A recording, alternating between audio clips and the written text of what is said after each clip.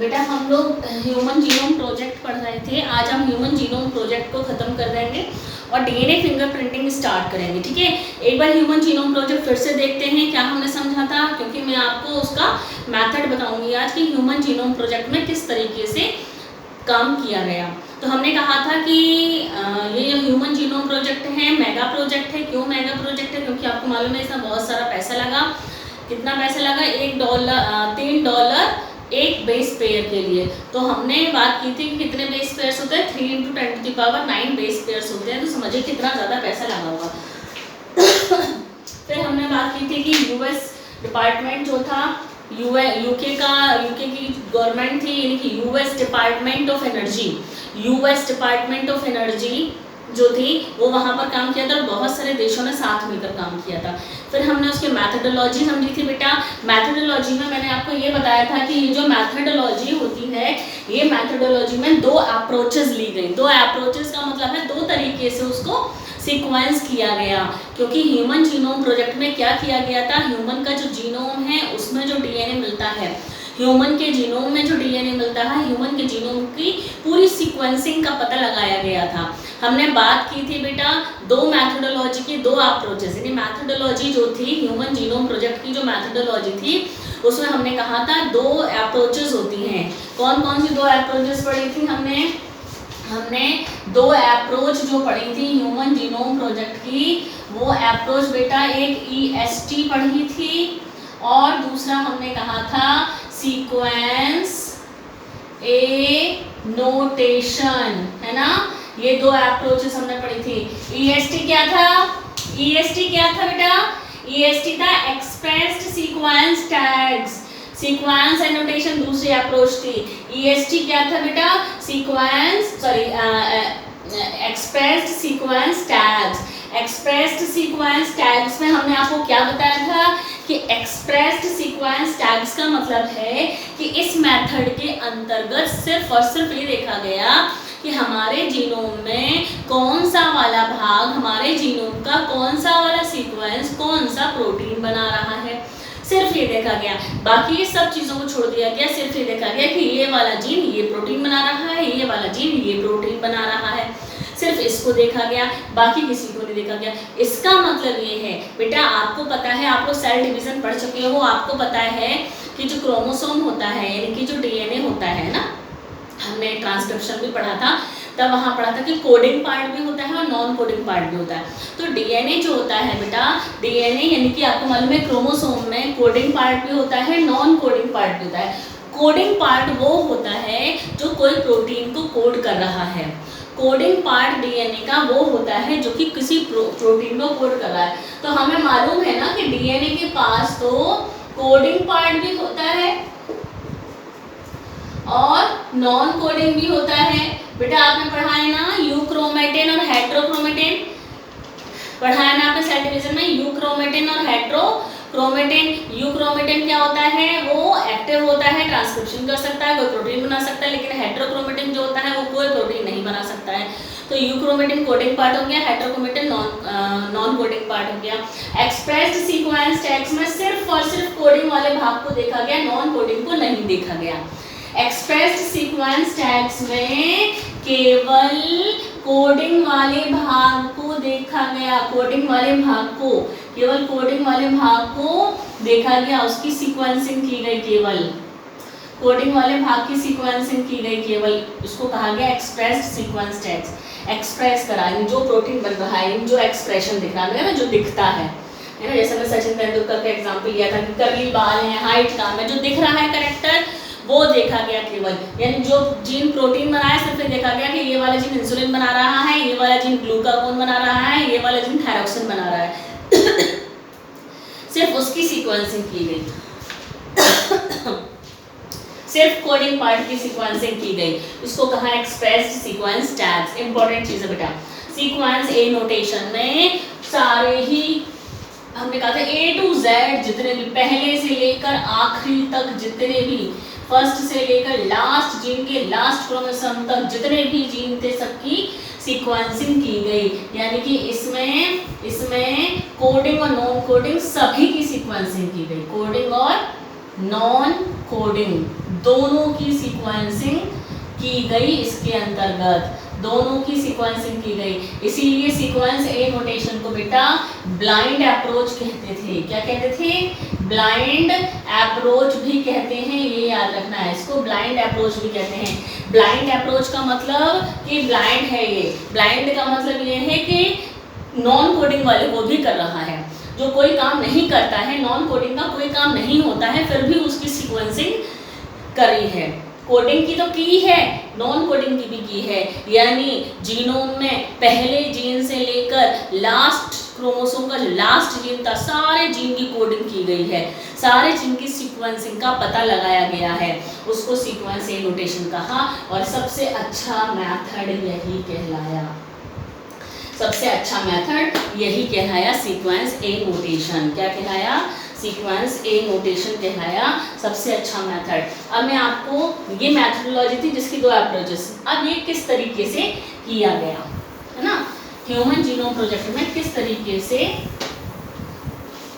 इसको किया गया, क्या मेथड था इसका।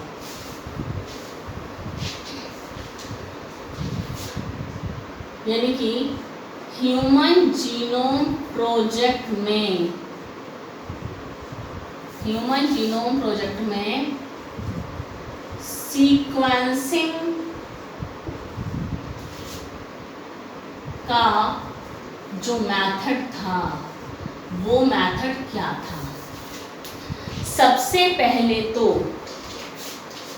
जब किसी सेल के, ह्यूमन की सेल के जीनोम का सीक्वेंस करना है तो ऑब्वियसली सेल में से डीएनए को बाहर निकालना पड़ेगा, सेल में से डीएनए को बाहर निकालना पड़ेगा, उस डीएनए के टुकड़े करने पड़ेंगे, है ना, सेल में से डीएनए को बाहर निकालना पड़ेगा और उस डीएनए के क्या करने पड़ेंगे? टुकड़े करने पड़ेंगे। बेटा क्या करने पड़ेंगे?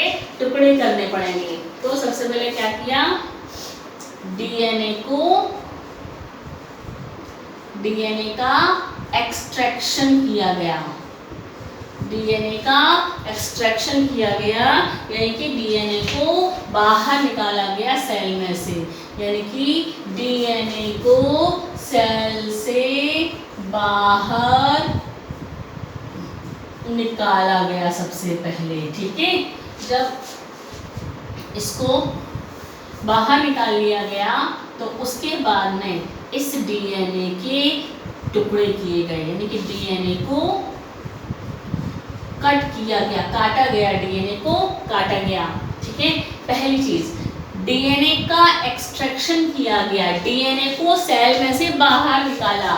सपोज ये हमारी सेल है ना, हमारी सेल में ये सेल मेम्ब्रेन है, क्योंकि सेल वॉल तो नहीं होती है हम लोगों के अंदर, है ना, और ये है न्यूक्लियस की मेम्ब्रेन जिसके अंदर ये है डीएनए। इसको बाहर निकालना है, इसको बाहर निकालने के लिए इस तक पहुंचना होगा ना, इसको बाहर निकालने के लिए इस तक पहुंचना भी तो होगा।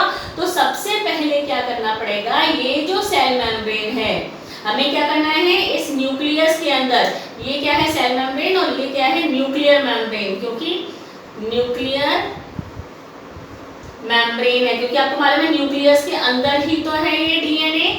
इस डीएनए को बाहर निकालना है, तो इस डीएनए को बाहर निकालने के लिए क्या करना पड़ेगा? इस सेल मेम्ब्रेन को हटाना पड़ेगा, यहाँ से इस मेम्ब्रेन को खत्म करना पड़ेगा। और सेल मेम्ब्रेन किस चीज की बनी होती है? सेल मेम्ब्रेन बनी होती है लिपिड की और प्रोटीन की, यानी कि सेल मेम्ब्रेन को खत्म करने के लिए एंजाइम चाहिए। कौन सा? प्रोटीएज, प्रोटीएज एंजाइम चाहिए। और कौन सा चाहिए? लाइपेज एंजाइम चाहिए।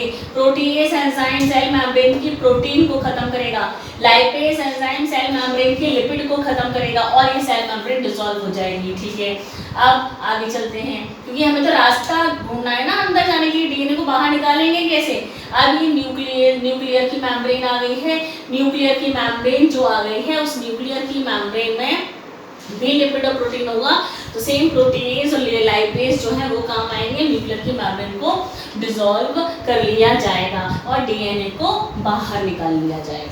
ठीक है, डीएनए को डीएनए को बाहर निकाल लिया जाएगा।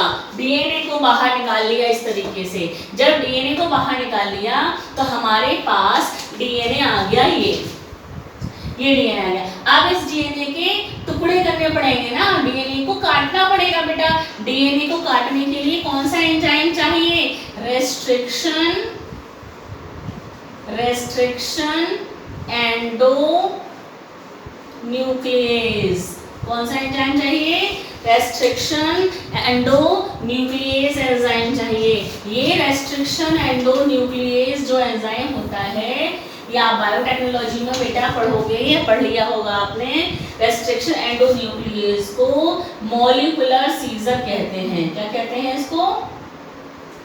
मॉलिक्यूलर सीजर्स, कैंची कहते हैं ना इसको। ये कैंची का काम करता है, काट रहा है ना डीएनए को, तो ये कैंची का काम कर रहा है। तो सबसे पहले डीएनए को बाहर निकाला गया और उसको रेस्ट्रिक्शन एंडो न्यूक्लियेज से काटा गया और फिर इसकी क्या की गई? Cloning of fragments. पहले डीएनए का एक्सट्रैक्शन किया जाएगा, फिर डीएनए को कट किया जाएगा, फिर उस कट करके जो फ्रेगमेंट आए, टुकड़े आए, इन टुकड़ों की क्या की जाएगी? इन टुकड़ों की क्लोनिंग की जाएगी। क्या की जाएगी? क्लोनिंग की जाएगी। अब क्या करते हैं बेटा? क्लोनिंग करने के लिए क्या करते हैं? देखिए, क्लोनिंग करने के लिए क्या करना पड़ता है कि जो डीएनए होता है, डीएनए का फ्रैगमेंट जो होता है, उस डीएनए के फ्रैगमेंट की क्लोनिंग करने के लिए सबसे पहले तो होस्ट की ज़रूरत पड़ेगी। किसकी ज़रूरत पड़ेगी? होस्ट सेल की ज़रूरत पड़ेगी। बेटा बिल्कुल ये वही वाला प्रोसेस है। कौन सा? आपने पढ़ा है ना, रिकॉम्बिनेंट डीएनए टेक्नोलॉजी पढ़ी है आपने। आरडीएनए बनाने की recombinant DNA technology. Recombinant DNA कैसे बनाते हैं? रिकॉम्बिनेंट डीएनए बनाने के लिए प्लाज्मिड लिया जाता है। प्लाज्मिड जो कि बैक्टीरिया के अंदर होता है ना? ध्यान है बेटा, बायोटेक्नोलॉजी में आपने पढ़ा हो ना। बैक्टीरियल सेल के अंदर प्लाज्मिड होता है, ये लिया गया प्लाज्मिड। क्या लिया गया? ये प्लाज्मिड। आरडीएनए की टेक्नोलॉजी जो थी वो बता रही हूँ मैं आपको अभी। ये प्लाज्मिड लिया गया, ये बैक्टीरियल सेल है, इस बैक्टीरिया के पास ये अपना डीएनए है। अब क्या हुआ? जो हमारा जीन ऑफ इंटरेस्ट है, यानी जिस जीन की हम क्लोनिंग करना चाहते हैं, जिस जीन की, सपोज ये वाला जीन, ये वाला टुकड़ा, इसकी क्लोनिंग हमको करनी है, तो हमने क्या किया? इस प्लाज्मिड को यहाँ से कट कर दिया। किससे कट करेंगे? ये प्लाज्मिड भी तो डीएनए है, प्लाज्मिड भी तो सर्कुलर डीएनए होता है बैक्टीरिया के अंदर। प्लाज्मिड पढ़ाया बेटा आपने, प्लाज्मिड भी तो बैक्टीरिया के अंदर सर्कुलर डीएनए होता है। उस प्लाज्मिड को यहाँ से कट कर दिया और यहाँ पर ये हमारा जीन ऑफ इंटरेस्ट है, इस जीन की हमको क्लोनिंग करनी है। इस जीन को यहाँ पर ये इस तरीके से लगा दिया। ये वो जीन है जिसकी हम क्लोनिंग करना चाहते हैं। अब ये क्या बन गया? ये बन गया डीएनए, यानी रिकॉम्बिनेंट डीएनए। अब इस रिकॉम्बिनेंट डीएनए को इसके अंदर, इस बैक्टीरिया के अंदर इंट्रोड्यूस करवा देते हैं, इस बैक्टीरिया के अंदर डाल देते हैं। और जैसे जैसे ये बैक्टीरिया रेप्लिकेशन करता है अपने डीएनए की, ये भी रेप्लिकेशन करेगा, क्योंकि ये भी तो डीएनए है बेटा। ये जीन भी रेप्लिकेशन करेगा और हमारा जो ये जीन ऑफ इंटरेस्ट है, इस जीन की मल्टीपल कॉपी बन जाएंगी इसके अंदर, इस जीन की मल्टीपल कॉपी बन जाएंगी। फिर हम क्या करेंगे? इस जीन की मल्टीपल कॉपी बनेंगे, फिर ये वाला बैक्टीरिया जैसे जैसे डिवाइड करता चला जाएगा, ये वाला जीन हमारे पास ज़्यादा मात्रा में आता चला जाएगा। यही वाली टेक्नोलॉजी को यहाँ पर यूज़ करा गया। बात समझ में आ रही है? इस टेक्नोलॉजी में, रिकॉम्बिनेंट डीएनए टेक्नोलॉजी में हमने कौन सा वाला ये क्या यूज़ करा था? प्लाज्मिड यूज़ करा था, जिसको कहते हैं वेक्टर, और ये बैक्टीरिया यूज़ करा था जिसको कहते हैं होस्ट। रिकॉम्बिनेंट डीएनए टेक्नोलॉजी में ये यूज़ करा गया, प्लाज्मिड को यूज़ करा गया वेक्टर की तरह से, और होस्ट के लिए बैक्टीरिया को यूज़ करा गया। बेटा ह्यूमन जीनोम प्रोजेक्ट में भी इसी तरीके से डीएनए के फ्रेगमेंट की क्लोनिंग की गई, डीएनए के फ्रेगमेंट की क्लोनिंग की गई है ना, ज़्यादा मात्रा में बनाया।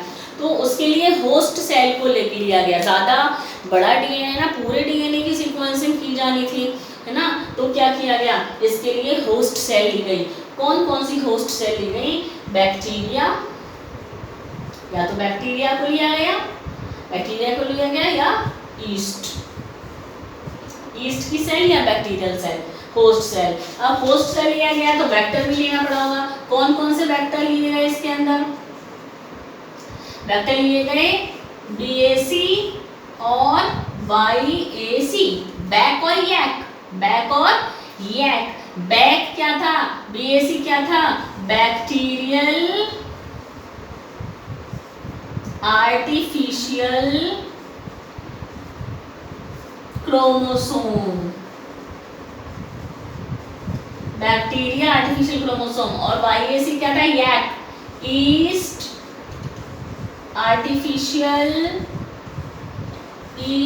Artificial chromosome. तो ये वेक्टर लिए गए। बेटा वेक्टर का काम क्या होता है? जीन को लेकर जाना। जैसे हम लोग कहीं जाते हैं घूमने के लिए तो टैक्सी करके जाते हैं, तो टैक्सी क्या है? वेक्टर है। टैक्सी क्या है? वेक्टर है। हम लोग क्या है? जीन है। हम क्या है? जीन है। हम लोग टैक्सी में बैठ के जा रहे हैं, जीन किस में बैठ के जा रहा है? वेक्टर के साथ जा रहा है। तो वेक्टर चाहिए होता है, क्योंकि जीन कैसे जाएगा किसी होस्ट सेल के अंदर? तो होस्ट सेल है क्या? ये। तो आपको ध्यान रखना है बेटा कि होस्ट सेल डीएनए की क्लोनिंग करने के लिए, ह्यूमन जीनोम प्रोजेक्ट में डीएनए की क्लोनिंग करने के लिए जो होस्ट सेल ली गई वो होस्ट सेल बैक्टीरिया था और ईस्ट, दोनों में से कुछ भी हो सकता है। लेकिन मैं आपको बताऊं फाइनली किस होस्ट सेल को यूज करा गया? फाइनली ईस्ट को यूज करा गया। क्योंकि इस ह्यूमन जीनोम प्रोजेक्ट में एक तो देखिए प्रोकैरियोटिक सेल को लिया गया होस्ट की तरह से और एक यूकैरियोटिक सेल को लिया गया। क्योंकि ह्यूमन का जीनोम इतना बड़ा होता है, तो इतना बड़ा जो जीनोम था वो छोटे से होस्ट में बड़ा मुश्किल था बैक्टीरियल सेल में, तो उसके लिए किसको यूज करा गया? ईस्ट। फाइनली किसको यूज करा गया? फाइनली ईस्ट को यूज करा गया होस्ट सेल के रूप में। और फाइनली यैक यानी YAC को यूज करा गया वेक्टर के रूप में। ये YAC डीएनए के फ्रेगमेंट को लेके गया और ईस्ट की सेल में डाल दिया। ईस्ट की सेल थोड़ी बड़ी होती है क्योंकि यूकैरियोटिक सेल होती है। अब ईस्ट की सेल मल्टीप्लाई करेगी, तो साथ साथ हमारा जो जीन ऑफ इंटरेस्ट था जिसकी हमको क्लोनिंग करनी थी वो ज़्यादा मात्रा में बन जाएगा। तो क्लोनिंग इस तरीके से ये क्लोनिंग की गई। ठीक है, इस तरीके से ये क्लोनिंग की गई बेटा।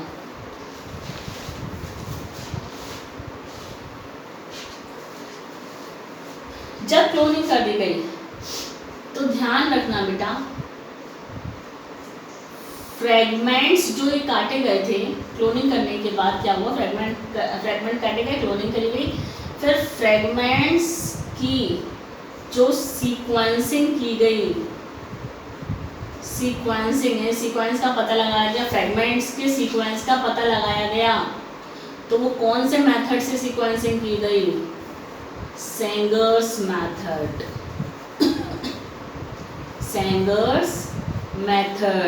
सेंगर्स मेथड के द्वारा सीक्वेंसिंग की गई। बेटा हम लोग ना ये सेंगर मेथड हम लोग डीएनए फिंगरप्रिंटिंग में भी पढ़ेंगे। ये सेंगर मेथड हम लोग डीएनए फिंगरप्रिंटिंग में भी करेंगे। इसके लिए क्या करा जाता है मैं आपको थोड़ा सा बता देती हूँ। हम लोग अभी एनसीईआरटी भी पढ़ेंगे, जैसा कि एनसीईआरटी में लिखा है।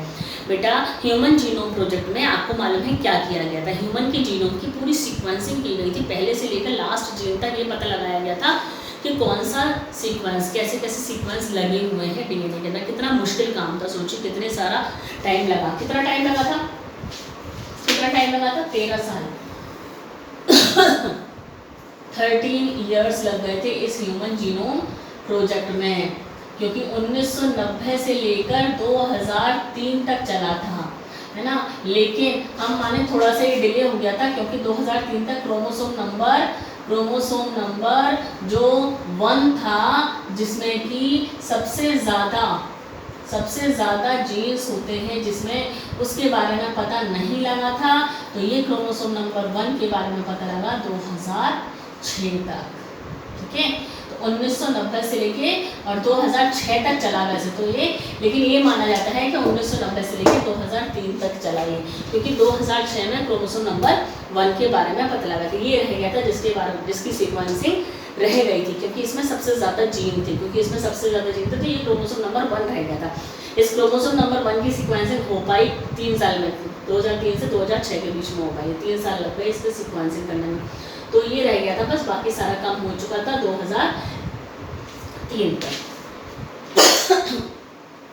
तो सैंगर मेथड में क्या करते हैं, मैं आपको वैसे बता देती हूँ, फिर हम डीएनए फिंगरप्रिंटिंग में करेंगे। ठीक है, ये मेथड ध्यान से देख लीजिए बेटा, स्टेप वाइज लिखा गया है, जिस तरीके से ह्यूमन जीनोम की सीक्वेंसिंग की गई। ठीक है, ठीक है बेटा। अब देखिए, अब जो मेथड होता है उसमें क्या करते हैं, एक ट्रे समझ लीजिए किसी में, यहाँ पर वो लिया गया, इलेक्ट्रोफोरेसिस की गई फ्रेगमेंट्स की। बेटा ये जो फ्रेगमेंट होते हैं, ये फ्रेगमेंट कुछ छोटे फ्रेगमेंट होते हैं, कुछ बड़े फ्रेगमेंट होते हैं, उनको डेंसिटी ग्रेडियंट के अकॉर्डिंग उनको छोटे फ्रेगमेंट्स को एक तरफ किया जाता है, बड़े फ्रेगमेंट्स को एक तरफ किया जाता है। छोटे छोटे फ्रेगमेंट्स को एक तरफ किया जाता है और बड़े बड़े फ्रेगमेंट्स को एक तरफ किया जाता है। ये वाली बात आपको समझनी है। तो ये जेल इलेक्ट्रोफोरेसिस की गई, जिसमें कि अगारोज नाम का जेल लिया गया। ये मैं बता रही हूँ सैंगर मेथड ना, अगारोज नाम का जेल लिया गया। इस अगारोज जेल में इन डीएनए के फ्रेगमेंट को रख दिया गया। ठीक है, और डीएनए होता है नेगेटिव चार्ज, यहाँ पर है पॉजिटिव चार्ज।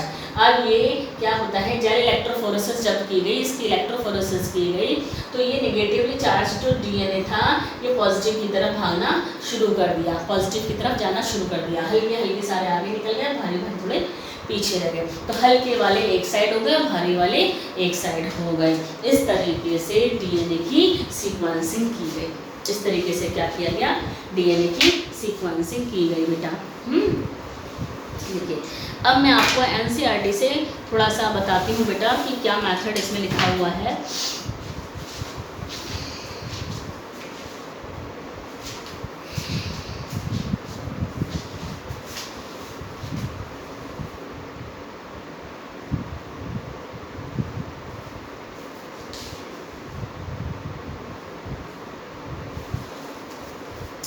देखिए, पेज नंबर 118 पर गोल्स ऑफ एचजीपी लिखा हुआ है।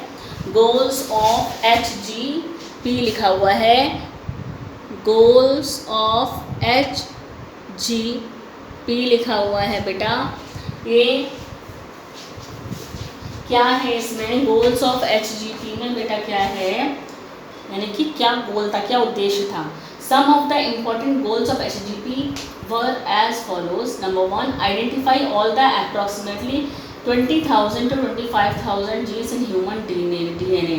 मतलब ह्यूमन के डीएनए में लगभग 25,000, इसमें हमने कल बताया था 30,000 जीन्स होते हैं लगभग, लेकिन क्योंकि एनसीईआरटी की बुक में 25,000 लिखा है तो हम 25 यही वाली क्वांटिटी मान के चलेंगे बेटा। 20,000 से 25,000 जीन जो कि ह्यूमन के डीएनए में होते हैं, उन सारी 25,000 जीन की सीक्वेंसिंग की गई,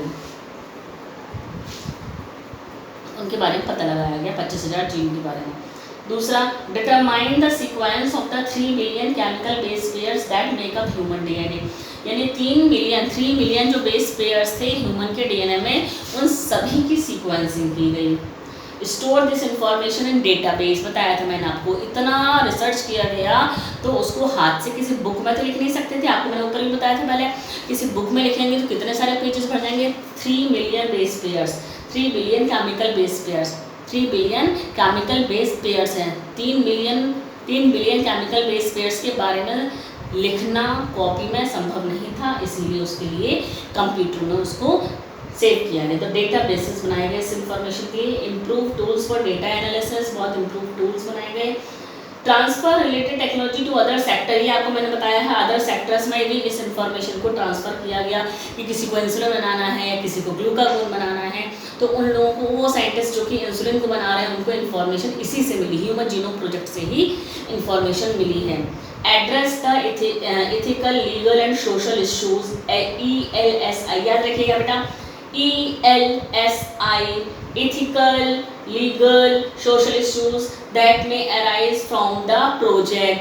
जब ये प्रोजेक्ट है, कोई भी काम अगर बड़ा काम किया जाता है तो लोग उसमें कहीं ना कहीं कोई ना कोई पंगे ज़रूर करते हैं, कोई ना कोई रुकावट ज़रूर लाते हैं। सेम ऐसा ही, क्योंकि बहुत बड़ा प्रोजेक्ट था तो लोगों ने बहुत सारे सोशल इश्यूज़ भी थे, लोगों ने कहा बहुत पैसा खर्च हो रहा है, ये हो रहा है वो हो रहा है। लीगल इश्यूज़ भी थे।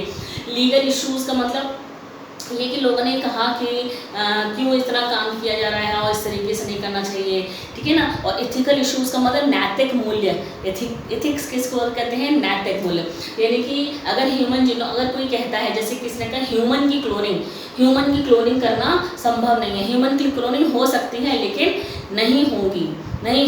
क्यों नहीं होगी, ये ह्यूमन जीनोम प्रोजेक्ट ने बता दिया। क्योंकि ह्यूमन जीनोम प्रोजेक्ट के अकॉर्डिंग सारे जब सीक्वेंस बताए हैं तो ह्यूमन की क्लोनिंग की जा सकती है, लेकिन ह्यूमन की क्लोनिंग नहीं की जा सकती, नहीं कर सकता, कोई भी नहीं कर सकता। क्यों? क्योंकि अगर ह्यूमन की क्लोनिंग हो गई तो क्राइम्स बढ़ जाएंगे, अपराध बढ़ जाएंगे। क्योंकि ह्यूमन की क्लोनिंग होने से क्या है कि एक जैसे ह्यूमन बनाए जा सकेंगे, अपराध कोई और करेगा, फंसेगा कोई और, इसीलिए ह्यूमन की क्लोनिंग नहीं हो सकती है। तो ये सारी चीज़ें ह्यूमन जीनोम प्रोजेक्ट से हमें पता लगी। तो ये सारे इश्यूज़ को सॉल्व करने में भी इसने हेल्प करी।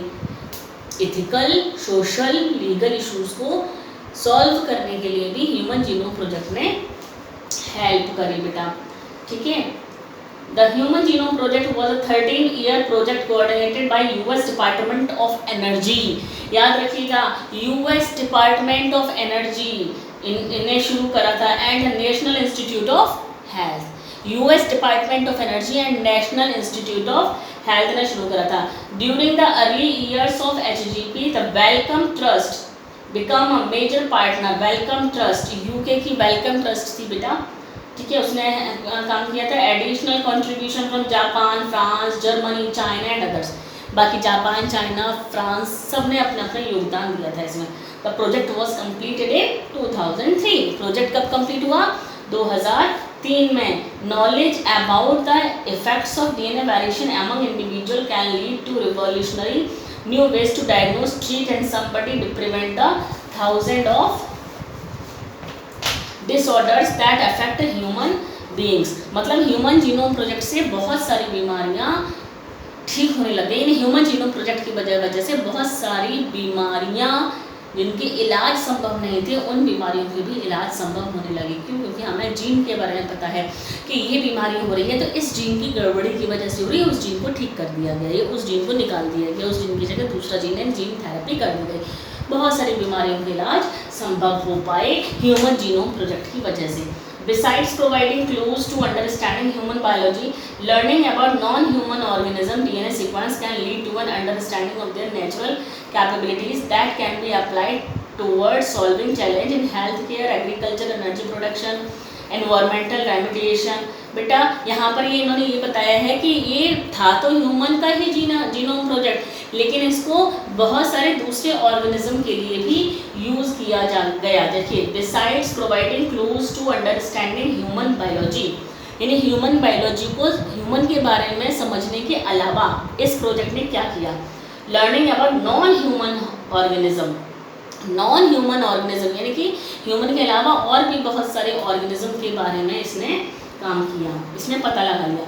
DNA sequences can lead to an understanding of their natural capabilities that can be applied toward solving challenge in healthcare, agriculture, energy production, environmental remediation। यानी हमारे ऊपर किसी भी पैथोजन का क्या इफेक्ट होगा, हमारे सारे जीन्स के बारे में पता होगा अगर, तभी तो पता लगेगा कि अगर कोई पैथोजन, मान लीजिए कोई बैक्टीरिया है या कोई वायरस है जो हमारे अंदर बीमारी पैदा कर रहा है, तो हमारे अंदर वो बैक्टीरिया या वायरस बीमारी पैदा कर रहा है तो उससे क्या नुकसान होगा हमारी बॉडी के अंदर, ये पता लगाया गया।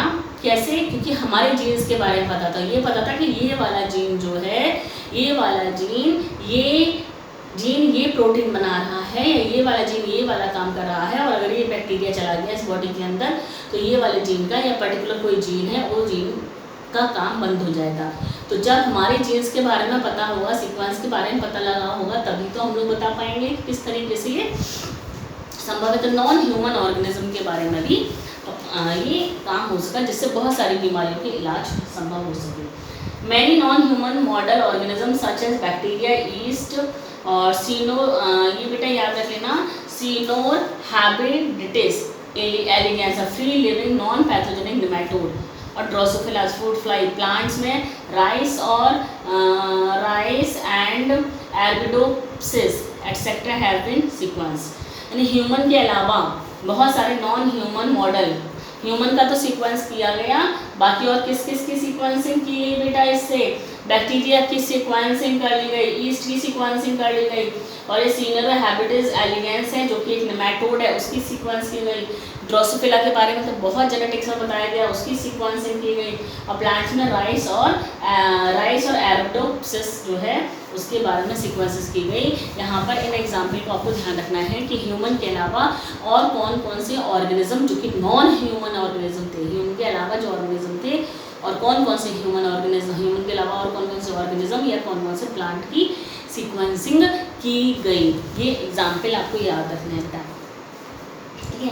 मैथोडोलॉजी मैंने आपको बताया ही था, आप एक बार इसको पढ़ेंगे, ठीक है। देखिए ये सीक्वेंसिंग दे रहे हैं किस तरीके से ये बैक को और YAC को यूज़ किया गया, ठीक है।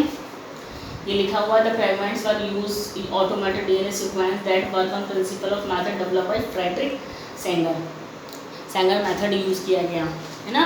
क्लोनिंग की गई, क्लोनिंग के बाद उनकी सीक्वेंसिंग जब की गई तो the fragments were sequenced using automated DNA sequencing that work on the principle of method developed by Frederick Sanger. Sanger is also credited for developing method of determination of amino acid sequence in proteins। बेटा ये जो सेंगर थे ना, ये सेंगर ने ये इसके बारे में भी बताया, सीक्वेंसिंग के बारे में भी ये मेथड बताया, और अमीनो एसिड्स कितने हैं, कौन सी प्रोटीन में कितने अमीनो एसिड हैं ये भी बताया गया, ठीक है। These sequences were then arranged based on some overlapping regions present in them। अगर कोई ओवरलैपिंग सीक्वेंस था तो उनको ढंग से रखा गया, ये इसको मिला, इससे पता लगा। This required generation of overlapping fragments for sequencing। Alignment of these sequences was humanly not possible, ठीक है ना। एक्चुअली ये पॉसिबल नहीं था, ह्यूमन बींग्स के अंदर इतने सारे जीन्स हैं, इतने मतलब सीक्वेंस हैं, इतने बेस पेयर्स हैं, ये संभव था नहीं। कैसे संभव हुआ? सेंगर मेथड से। कैसे संभव हुआ? सेंगर के मेथड से। Therefore, a specialized computer-based program were developed। These sequences were subsequently annotated and were assigned to each chromosome। The sequence of chromosome 1 was completed only in May 2006। यह आपको मैंने बताया था 2006 में क्रोमोसोम नंबर 1 के बारे में पता लगा, ठीक है। इसके बाद बताइए salient features of human genome के सैलिएंट फीचर्स दिए हुए हैं, मैंने आपको ये सब बताए हैं कल। इस एक्स क्रोमोसोम सबसे बड़ा जीन है, लार्जेस्ट जीन है, जिसके पास 2.4 मिलियन बेसेस हैं, ठीक है। हमने कहा था total number of genes estimated, हाँ ह्यूमन जीनोम के एस्टिमेट आएगा कि ह्यूमन जीनोम में 30,000 जीन है, much lower than previous estimate of 80,000 to 1,40,000। पहले समझा जाता था, मतलब जब इस ह्यूमन जीनोम प्रोजेक्ट के बारे में पता लगा तब पता लगा कि 30,000 जीन्स हैं हमारे जीनोम में, लेकिन पहले ऐसा समझा जाता था कि लगभग 1,40,000 तक जीन्स हैं। Almost all 99.9% nucleotide bases are exactly the same in all people. आपको मालूम है कि 99.9% डीएनए सबकी बॉडी में एक जैसा होता है, सिर्फ और सिर्फ 0.1% डीएनए जो होता है वो सबकी बॉडी में अलग होता है, ठीक है। ये हमने पढ़ा था। Less than 2% of genome code for protein, ये भी पढ़ा था कि इतना बड़ा डीएनए है और उस डीएनए का 2% से भी कम भाग प्रोटीन बनाता है, बाकी 98% भाग कोई प्रोटीन नहीं बनाता। इतने बड़े डीएनए का सिर्फ और सिर्फ 2% भाग, 2% से भी कम भाग जो है वो प्रोटीन बनाता है, बाकी 98% भाग जो है डीएनए का वो कोई प्रोटीन नहीं बनाता है, non coding. Repeated sequences make a very large portion of the human genome। हमने कल भी बात की थी कि जो रिपीटेड सीक्वेंस है, हमने बेटा कल भी बात की थी कि जो रिपीटेड सीक्वेंस है वो ह्यूमन जीनोम का सबसे बड़ा भाग बनाता है। रिपीटेड सीक्वेंस ह्यूमन जीनोम का सबसे बड़ा भाग बनाता है। देखिए ये नंबर 6 पर पॉइंट लिखा हुआ है सैलिएंट फीचर्स में, repeated sequence make a very large portion of the human genome, है ना। रिपीटेड सीक्वेंस कैसे, जैसे कि ये डीएनए है तो ATCG ATCG ATCG ये रिपीट हो रहे हैं, ATCG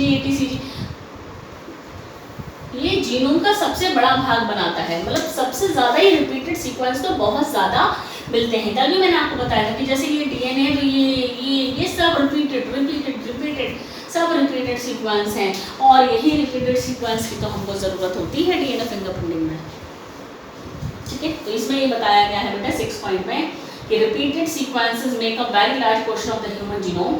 Repeated sequences are stretches of DNA sequences that are repeated many times।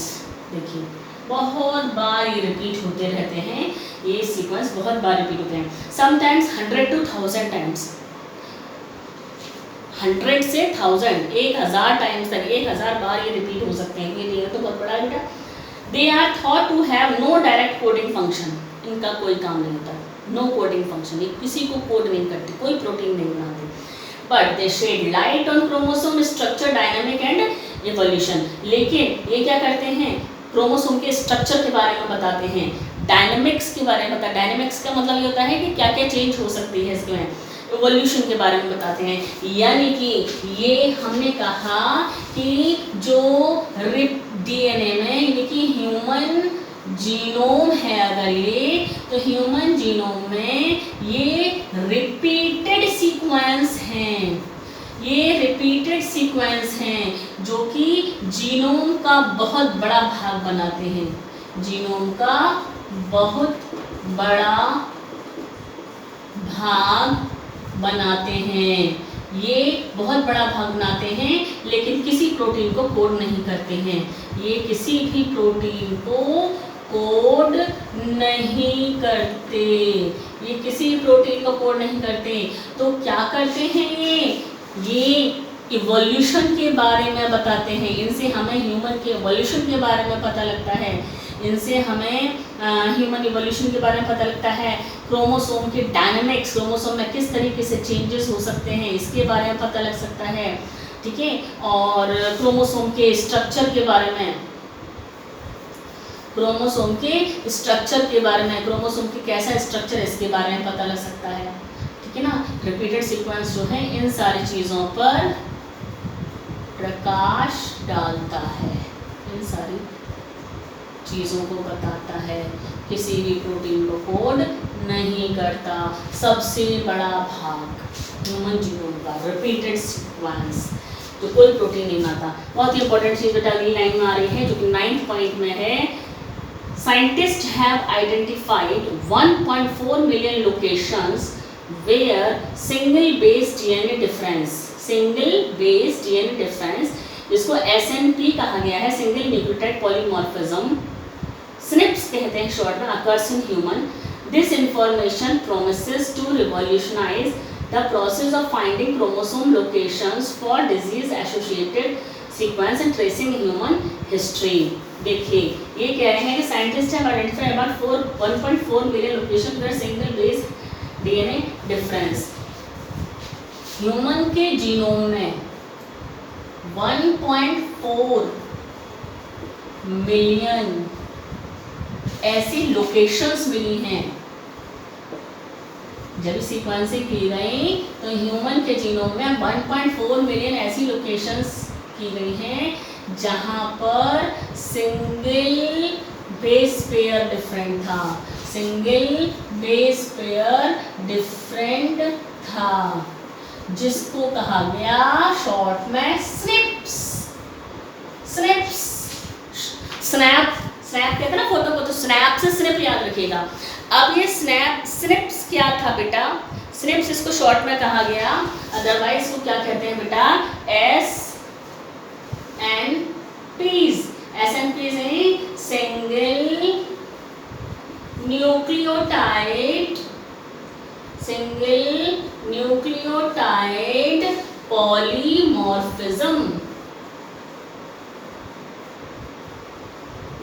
Single nucleotide polymorphism important है। सिंगल न्यूक्लियोटाइड पॉलीमॉर्फिज्म, अब ये क्या है? मैंने आपको बोला कि ह्यूमन जीनोम प्रोजेक्ट से ये देखा गया, ये पता लगाया गया कि ह्यूमन के जीनोम में 1.4 मिलियन लोकेशंस ऐसी हैं, 1.4 मिलियन लोकेशंस ऐसी हैं जहां पर कि सिंगल बेस पेयर में अंतर है, जिसको कहते हैं SNPs यानी कि SNPs, सिंगल न्यूक्लियोटाइड पॉलीमॉर्फिज्म। बेटा पॉलीमॉर्फिज्म का मतलब होता है बहुत सारी मॉर्फोलॉजी, बहुत तरीके की मॉर्फोलॉजी, यानी हम सभी लोगों के अंदर कैसे, देखिए मान लीजिए कि ये कोई एक पर्टिकुलर एक इंडिविजुअल है, कोई एक व्यक्ति है, इस व्यक्ति के अंदर ये सीक्वेंस लगे हुए हैं ATCG ATCG ATCG, ठीक है, ये एक आदमी था। दूसरा व्यक्ति जो है इसके अंदर क्या है, इसके अंदर सिर्फ एक बेस पेयर में अंतर आ गया, यानी कि देखिए इसके अंदर सारे के सारे वही है लेकिन एक जगह पर अंतर, जैसे A तो ये वाला यहाँ कुछ और होगा, बाकी सब वैसे ही होंगे। एक बेस पेयर पर अंतर आया, तीसरा वाला इंडिविजुअल कोई होगा, तीसरा व्यक्ति होगा, तो उसमें AT उसमें यहाँ पर अंतर आएगा, बाकी सब ऐसे ही होंगे। इसको कहते हैं सिंगल न्यूक्लियोटाइड पॉलीमॉर्फिज्म, इसको कहते हैं single nucleotide polymorphism. Single base pair जो है उसमें अंतर आ रहा है, यहाँ पर कुछ और है, यहाँ पर कुछ और है, इस वाले व्यक्ति में, इस वाले व्यक्ति में कुछ और होगा, इसको कहते हैं बेटा सिंगल न्यूक्लियोटाइड पॉलीमॉर्फिज्म। क्या कहते हैं? सिंगल न्यूक्लियोटाइड पॉलीमॉर्फिज्म कहते हैं। क्या कहते हैं बेटा? Single nucleotide polymorphism. ठीक है, तो इस तरीके के बेस पेयर्स ह्यूमन बींग्स में 1.4 मिलियन लोकेशन पर मिले। 1.4 मिलियन लोकेशंस ऐसी मिली जहां पर कि सिंगल बेस पेयर में अंतर आया है, सिंगल बेस पेयर में अंतर आया है, जिसको सिंगल न्यूक्लियोटाइड पॉलीमॉर्फिज्म कहते हैं बेटा। ठीक है, फिर आगे इसमें ये एप्लीकेशंस एंड फ्यूचर चैलेंजेस दिए हुए हैं। एप्लीकेशंस एंड फ्यूचर चैलेंजेस, बेटा इसमें मैंने आपको बताया है पहले से ही, एक बार पढ़ लेते हैं कि इसमें क्या है। एप्लीकेशंस यानी कि क्या क्या यूज हैं इसके। Deriving meaningful knowledge from the DNA sequence will define research through coming decades, leading to our understanding of biological system. This enormous task will require the expertise and creative of tens of thousands of scientists from varied disciplines in both the public and private sector worldwide. वही चीज़ जो मैंने पहले भी आपको बताई है कि इस ह्यूमन जीनोम प्रोजेक्ट से हमें बहुत सारी बीमारियों के इलाज के लिए मतलब मेडिसिन संभव हो सके। किस तरीके से, जैसे डायबिटीज़ के लिए इंसुलिन हार्मोन या अदर सेक्टर्स में बहुत सारी चीज़ें हमें इस ह्यूमन जीनोम प्रोजेक्ट से बनाई जा सकती हैं, प्लस इससे इलाज संभव हो सके हैं। One of the greatest impact of the impact having the HG यानी ह्यूमन जीनोम सीक्वेंस में well be enabling a radically new approach in biological research. In the past, researchers studied one or a few genes at a time. With the whole genome sequence and new high throughput technologies, we can approach questions systematically on a much broader scale. They can study all the genes in a genome. मतलब ये methodology आ गई है तो इससे किसी भी organism के genome का पता लगाया जा सकता है। For example, all the transcripts in a particular tissue और ऑर्गन और ट्यूमर, और how tens of the thousand of genes and proteins work together in interconnected networks और orchestrate the chemistry of life. यानी कि ये पता लगाया जा सकता है इस ह्यूमन जीनोम प्रोजेक्ट से कि कहीं बॉडी में अगर कोई ट्यूमर बन रहा है, कोई कैंसर बन रहा है, तो ये पता लगाया जा सकता है कि बॉडी में वो ट्यूमर या वो कैंसर कौन से जीन की वजह से बन रहा है, कौन सा ऐसा जीन है जो कि ये ट्यूमर बना रहा है। तो हमें जब पता होगा कि ह्यूमन जीनोम में, जब हमें ये पता लगेगा कि ह्यूमन के जीनोम में ये वाला जीन इस जगह पर है, तभी तो ये सब चीज़ें पता लगी कि ट्यूमर कौन सी जगह पर। अदरवाइज पहले के ज़माने में ये पता ही नहीं लगता था कि कौन सी बीमारी किस चीज़ से हो रही है, और उसका इलाज इसीलिए संभव नहीं था। अब मेडिकल टेक्नोलॉजी इतनी ज़्यादा डेवलप हो गई है, तो बेटा इसी वजह से हुई है कि हमें ह्यूमन के जीनोम के बारे में सब कुछ पता है। ह्यूमन के जीनोम के बारे में हमें सब कुछ पता है। अब आप देखिए कि कोरोना की ब्लैक फंगस और वाइट फंगस आ रहा है, तो ये बता रहे हैं कि वाइट फंगस जो है वो बॉडी के सारे पार्ट में जाकर अपनी ग्रोथ कर रहा है। लेकिन ब्लैक फंगस का बता रहे हैं कि ब्लैक फंगस ब्रेन में डेवलप कर रहा है, ब्लैक फंगस ब्रेन में डेवलप कर रहा है और आंखों में ग्रोथ कर रहा है ना, उनको डैमेज कर रहा है। कैसे? क्योंकि ब्लैक फंगस यानी फंगस के जीनोम के बारे में पता लगाया जा चुका है, उसके बारे में पता है ये, और हमारे बॉडी के जीनोम के बारे में पता ही है। तो ये पता लगाया जा चुका है कि ये बॉडी के इस पार्ट में पहुँच के ग्रोथ करेगा। ठीक है, तो ये सारी चीज़ें संभव हुई हैं। हम लोग अब इसके बाद बेटा DNA फिंगरप्रिंटिंग स्टार्ट करेंगे, है ना। हम लोग इसके बाद DNA फिंगरप्रिंटिंग स्टार्ट करेंगे बेटा। ये ह्यूमन जीनोम प्रोजेक्ट के क्वेश्चंस में हम कुछ करेंगे। आपका ये चैप्टर नेक्स्ट लेक्चर में बेटा खत्म हो जाएगा, क्योंकि DNA फिंगरप्रिंटिंग जो है ये लास्ट टॉपिक है। तो हमने कहा कि DNA फिंगर प्रिंटिंग सबसे पहले इसको बताने वाले साइंटिस्ट का नाम था एलेक जेफरीज। एलेक जेफरी ने DNA फिंगरप्रिंटिंग को बताया। इस DNA फिंगरप्रिंटिंग का क्या यूज़ क्या था? DNA फिंगरप्रिंटिंग का यूज़ ये था कि DNA फिंगरप्रिंटिंग, आपको मालूम है कि 99.9% DNA सबका अलग है और 0.1% सबका, सॉरी 99.9% सबका सेम है, 0.1% सबका अलग है। ठीक है, तो हमें इसके बारे में ये वाला अलग है, तो ये ही है जो कि DNA फिंगरप्रिंटिंग में काम आएगा। ठीक है, हम लोग इसका मेथड समझेंगे बेटा नेक्स्ट लेक्चर में, और उसके बाद हमारा ये चैप्टर हो जाएगा खत्म। फिर हम एक लेक्चर लेंगे जिसमें कि हम थोड़े से क्वेश्चन सॉल्व करेंगे इस पूरे मॉलिक्यूलर वाले चैप्टर के, थोड़े क्वेश्चंस। ठीक है।